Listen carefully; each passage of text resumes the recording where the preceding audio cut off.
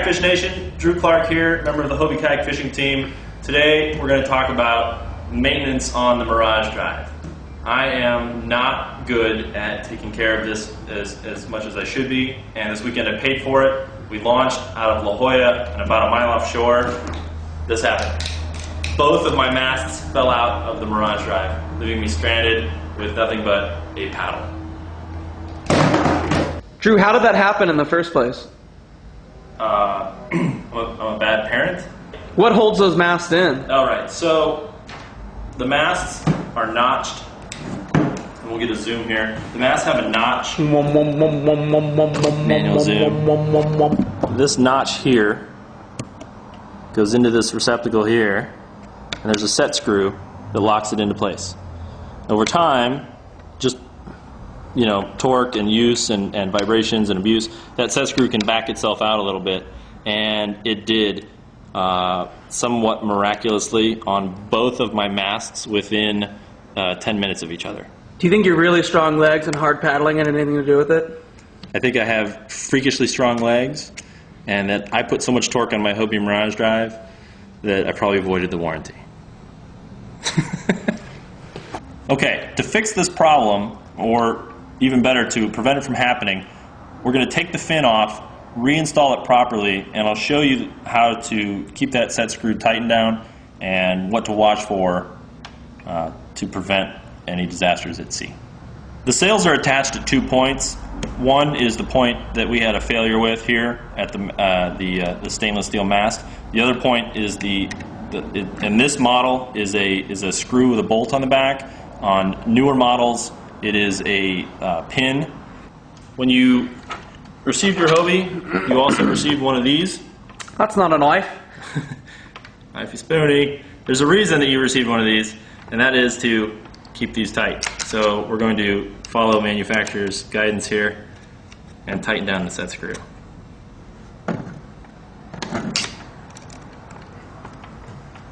And that should hold it.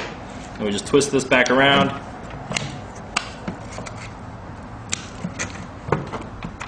Tab A, slot B, put it back together, piece of cake.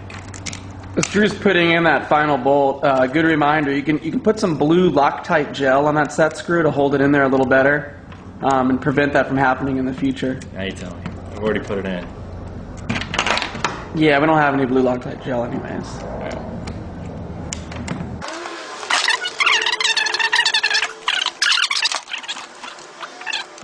Alright, that's it. We'll do the other side. And then we'll talk a little bit about general maintenance. Okay, got the sails back on. Everything's locked down nice and tight. A couple of general tips for maintenance. The best thing you can do is to keep sand and grit out of the chains. The easiest way to do that is every time you come home, if you're in saltwater, lots and lots of freshwater rinse. Even if you're in freshwater, and if you got muddy water, or you made a landing on a mud bank, and you just want to keep this thing clean, so just soak it in fresh water.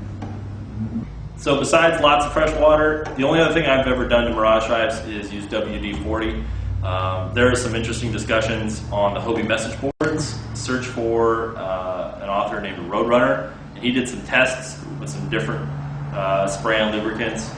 He found something else that he liked. You remember what it was called? It's called Break Free. Break Free.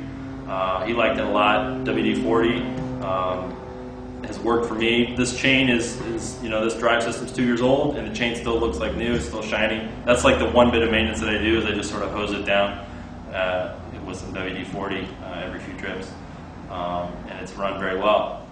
Keep an eye on those set screws. Keep your masts in line, and I think you're not going to have problems. These are built to run. They're built to take abuse. Like Australians.